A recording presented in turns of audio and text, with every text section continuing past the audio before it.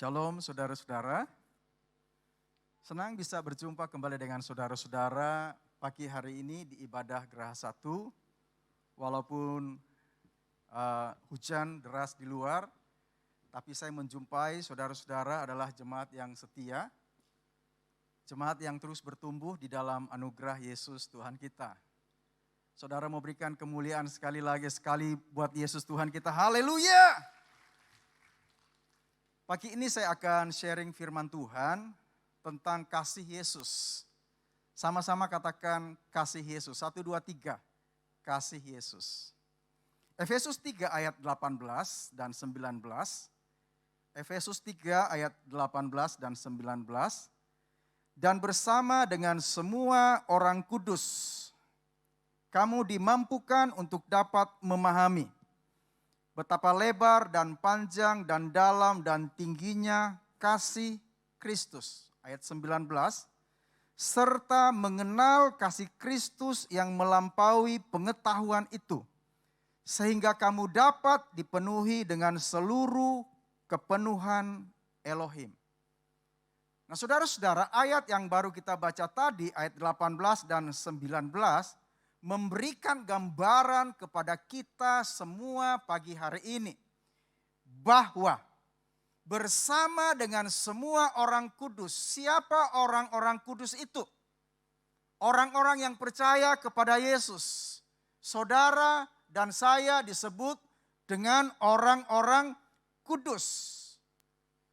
Saudara dan saya dimampukan untuk dapat memahami betapa besarnya kasih Yesus di dalam kehidupan saudara, di dalam kehidupan saya. Kasihnya buat saudara dan saya itu di setiap detik, di setiap menit, di setiap tarikan nafas hidup saudara, di setiap jam, di setiap hari, apalagi saudara, di setiap minggu, di setiap bulan, di setiap tahun, bahkan di sepanjang umur hidup saudara dan saya, kasih Yesus itu tetap sama. Kasihnya tidak akan pernah bergeser dari hidup saudara. Kasih Yesus tetap sama buat saudara dan buat saya. Katakan sama-sama, amin. Saudara tidak mampu untuk dapat menghitung betapa besarnya, betapa dalamnya, betapa tingginya, betapa luasnya kasih Yesus dalam hidup saudara. Saudara nggak bisa hitung, saudara mau pakai kalkulator, kalkulasi apapun juga. Saudara nggak akan pernah mampu untuk menghitung kasih Yesus di dalam hidup saudara. Nggak pernah mampu saudara hitung. Ada begitu banyak cerita tentang cinta yang ada di dunia ini. Kisah kasih di antara sepasang manusia, kisah kasih di antara orang tua dan anak. Namun dibandingkan dengan kasih Yesus, tidak ada kasih di dunia ini saudara akan jumpai seperti kasihnya Yesus. Dia sangat mengasihi saudara, dia sangat mengasihi saya. Kasih Yesus sanggup, mampu untuk mengubah keluarga yang rusak, keluarga yang berantakan menjadi utuh kembali. Kasih Yesus sanggup untuk mengubah musuh menjadi sahabat. Dan saya mau beritahu kepada saudara-saudara, oleh karena kasih Yesus, hidup saudara dan saya menjadi berubah.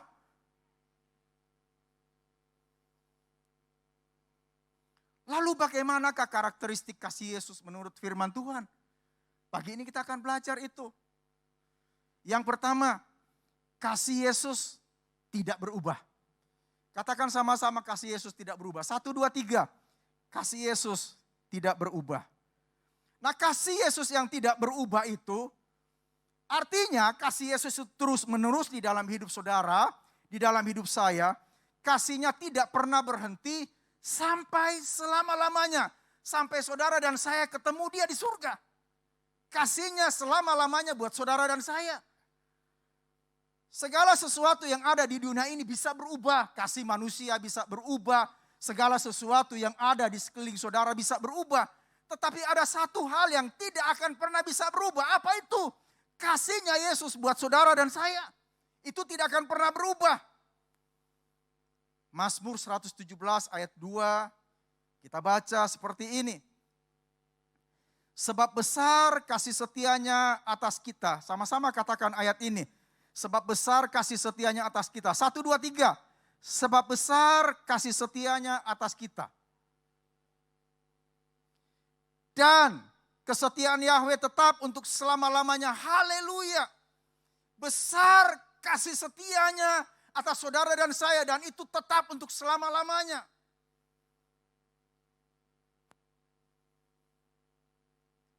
Kasih manusia bersifat sementara. Mudah sekali berubah.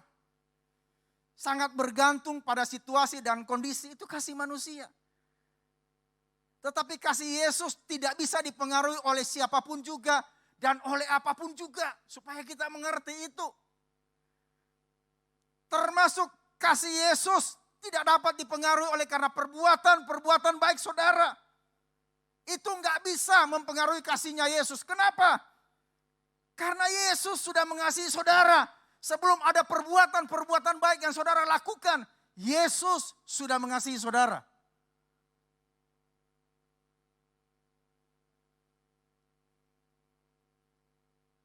Kasih Yesus tidak berubah sekali untuk selama-lamanya. Apa yang dimaksud kasih Yesus tidak berubah? Jawabannya sederhana sekali.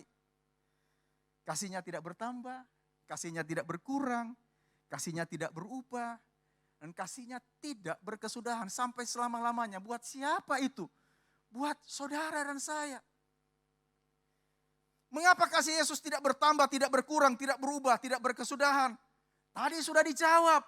Karena dia sangat mengasihi saudara. Dan dia buktikan kasihnya melalui karyanya di atas kayu salib. Dia mati bagi saudara dan saya. Karena dia sangat mengasihi saudara. Saya mau katakan kasih Yesus tidak berubah. Sama-sama katakan kasih Yesus tidak berubah. 1, 2, 3. Kasih Yesus tidak berubah.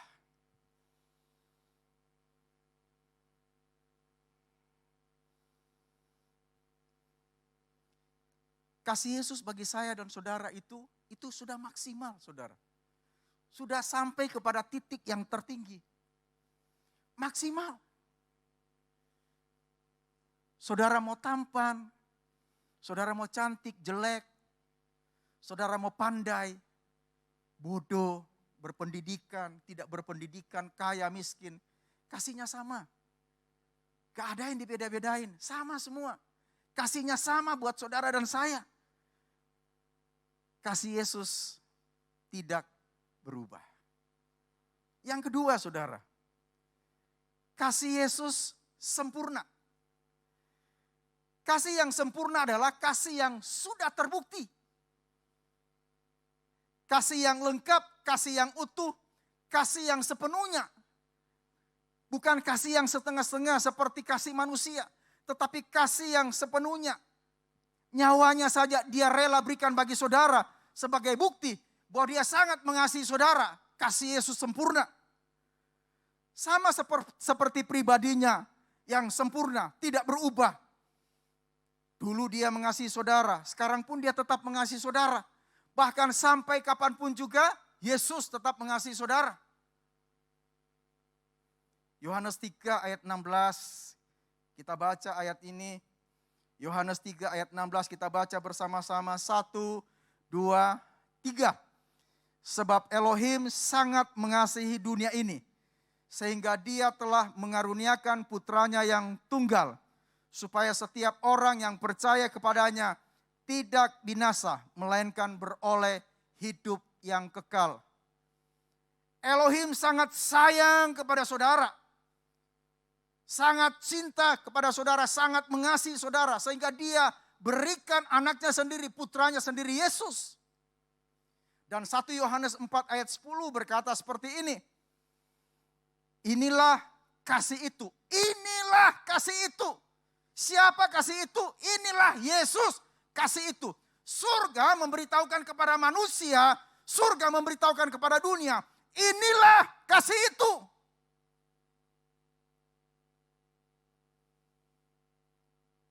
Bukan kita yang telah mengasihi Elohim, tetapi dialah yang telah mengasihi kita dan telah mengutus putranya sebagai pendamaian bagi dosa-dosa kita.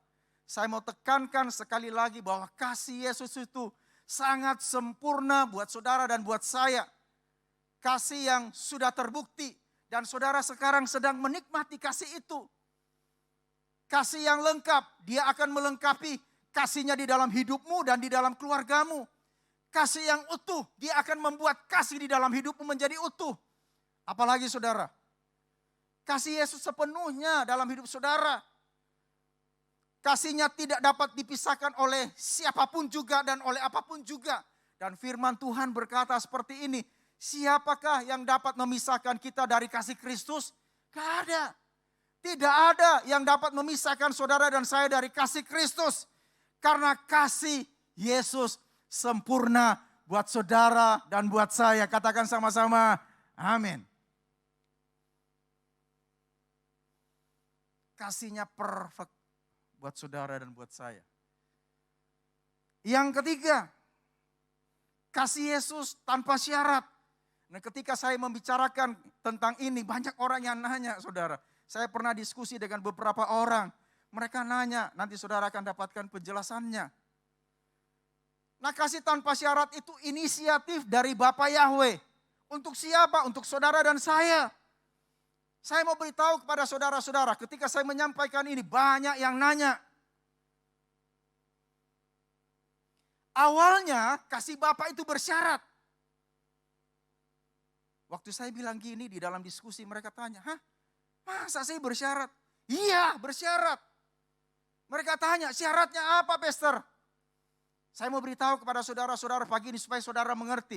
Syaratnya adalah Yesus harus mati di atas kayu salib. Dan melalui kematiannya di atas kayu salib, dia menebus dosa dan pelanggaran saudara. Ketika kasih itu sampai di dalam hidup saudara, kasih yang bersyarat itu menjadi kasih tanpa syarat. Saudara bisa mengerti sampai di sini. Hanya melalui Yesus, saudara menemukan kasih tanpa syarat.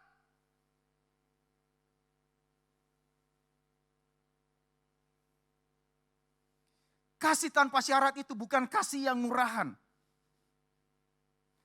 Kasih tanpa syarat itu sangat mahal harganya. Saking mahalnya harganya sehingga tidak ada seorang pun sekaya apapun juga yang mampu untuk membelinya. Karena gak ada seorang pun yang mampu untuk membelinya. Yesus memberikan kepada manusia gratis. Itu anugerah. Itulah kasih tanpa syarat. Buat siapa? Buat saudara dan buat saya. Saudara mau berikan kemuliaan bagi Yesus? Haleluya!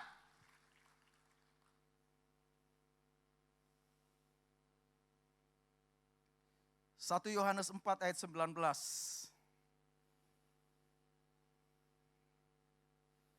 Kita mengasihi Dia karena Dia terlebih dahulu mengasihi kita.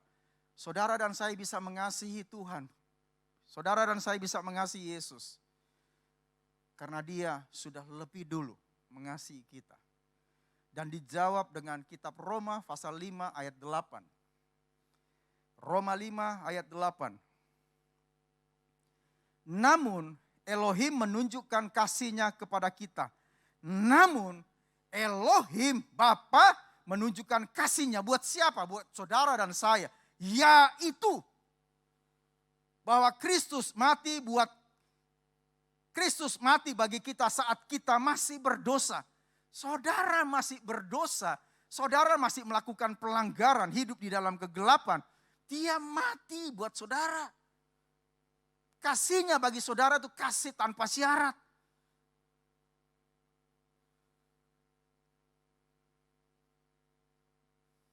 Saya pernah mendengarkan cerita yang sangat bagus tentang kasih. Dan saya mau share kepada saudara pagi ini. Saudara mungkin pernah dengar kisah ini atau cerita ini. Saudara baca Holy Bible 2-3 jam sehari. Saya mau beritahu kepada saudara, Tuhan tidak tambah sayang saudara. Percayalah. Saudara mau duduk menyembah, memuji Tuhan, berdoa 2-3 jam sehari bahkan lebih daripada itu. Tuhan juga tidak tambah sayang saudara. Kenapa? Karena Dia sudah sayang saudara. Dia sudah mengasihi saudara. Saudara duduk baca firman Tuhan. Saudara duduk baca Holy Bible. Saudara duduk menyembah Tuhan 2 jam sampai 3 jam sehari. Saudara yang tambah sayang Tuhan. Tuhan gak bisa berhenti untuk mengasihi saudara. Dia mengasihi saudara. Dan Tuhan juga tidak bisa mengambil kasihnya dari saudara, mengurangi kasihnya atau menambah kasihnya. Enggak.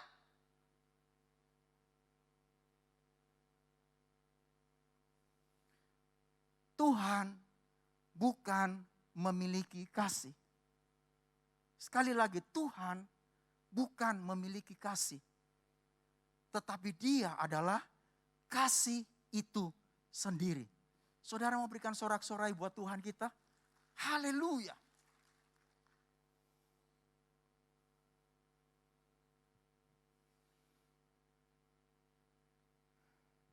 Kasihnya bagi saudara dan saya itu kasih tanpa syarat. Kita sudah mendengar 3 hal tentang karakteristik Yesus, kasih Yesus. Kasih Yesus tidak berubah, kasih Yesus sempurna, kasih Yesus tanpa syarat. Tetapi bagaimana kita bisa mengaplikasikan kasih Yesus yang kita terima itu dalam kehidupan kita sehari-hari? Saudara dan saya sudah menerima kasih Yesus. Bagaimana saudara mengaplikasikan dalam kehidupan saudara sehari-hari? Saya menyebutnya dengan 3 R. R yang pertama adalah respon. Apa tindakan nyata dalam hidup saudara sesudah saudara menerima Yesus? Apa yang saudara lakukan sesudah itu? Apakah saudara sendiri yang akan menikmati kasih Yesus dalam hidup saudara dan mengabaikan orang-orang yang ada di luar sana yang tidak mengenal Yesus?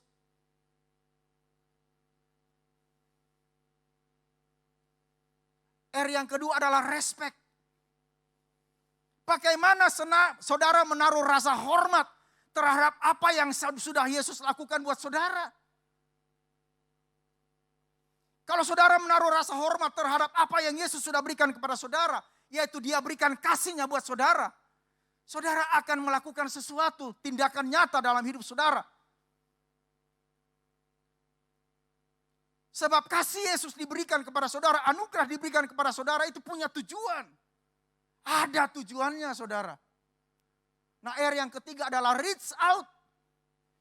Tuhan mau sesudah saudara dan saya menerima kasih-Nya, saudara reach out, menjangkau jiwa-jiwa yang ada di luar, menyatakan kasih Yesus kepada orang-orang yang ada di luar, menyatakan kasih Yesus kepada dunia ini, bahwa Dia benar-benar kasih dan kasih-Nya ada di dalam hidup saya.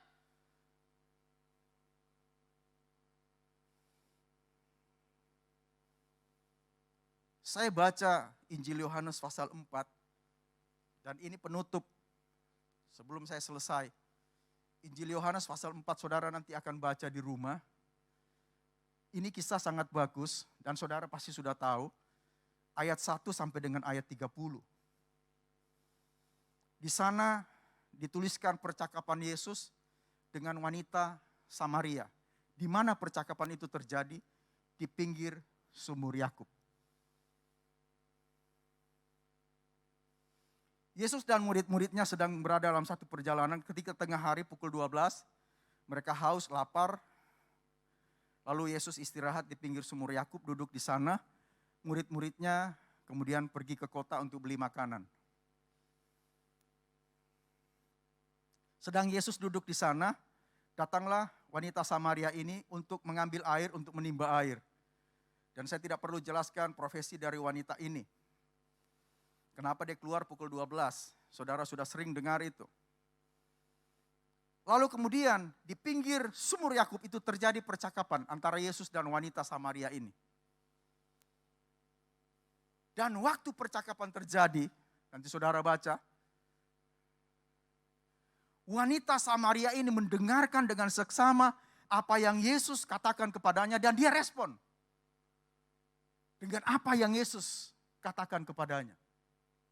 Wanita ini bukan hanya respon, tapi wanita ini menaruh rasa hormat yang dalam terhadap apa yang Yesus sudah katakan kepadanya. Kenapa? Dia mengatakan tentang hidup masa lalunya dan hidup masa kininya Dan hari itu wanita itu mengalami perubahan dalam hidupnya menjadi manusia yang baru. Kalau engkau minum air dari perigi ini, dari sumur ini, engkau akan tetap haus lagi. Tapi kalau engkau minum air daripadaku, air kehidupan, engkau akan hidup untuk selama-lamanya. Dan itu mengubah hidupnya. Dia respect. Wanita ini bukan hanya respect. Tetapi wanita ini mengambil satu langkah. Ada sesuatu yang berbeda dengan orang ini. Dia keluar. Dia pergi ke orang-orang sekotanya. Dia reach out mereka. Ada seseorang yang mengatakan tentang masa laluku dan masa kiniku. Ayo kita lihat. Dia reach out. Dia menjangkau mereka. Dan dia perkenalkan kepada Yesus. Dan ini ayat yang saya mau baca buat saudara. Yohanes 4 ayat 28 sampai dengan ayat 30.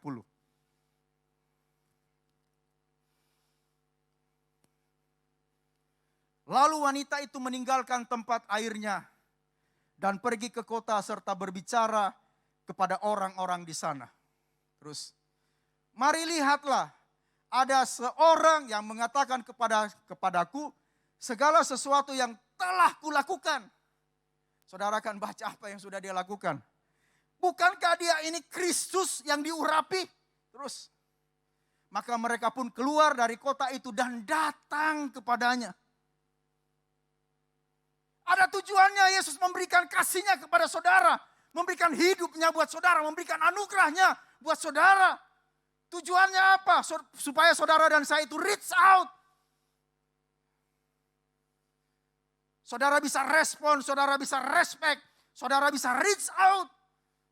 Jemaat Geras 1, dengarkan baik-baik. Dengar baik-baik. Kita semua bertanggung jawab terhadap kursi-kursi yang masih kosong ini. Saya melihat kursi-kursi yang terisi, tapi kita semua bertanggung jawab kepada Kristus yang sudah memberikan kasihnya, hidupnya, anugerahnya kepada saudara. Kita bertanggung jawab untuk reach out keluar. Ada begitu banyak jiwa yang dapat dimenangkan bagi Kristus. Dan saya mau beritahu, kalau saudara janji pagi hari ini, dalam 3 bulan bawa 1 jiwa, tempat ini pasti penuh. Dalam 6 bulan tempat di atas pasti penuh. Respon. Respect, reach out, penuhi tempat ini dengan jiwa-jiwa. Dan berikan kemuliaan bagi Bapa di surga. Untuk jiwa-jiwa yang saudara bawa kepada Kristus. Tuhan Yesus berkati kita semua. Berikan sorak-sorai yang paling meriah bagi Yesus Tuhan kita.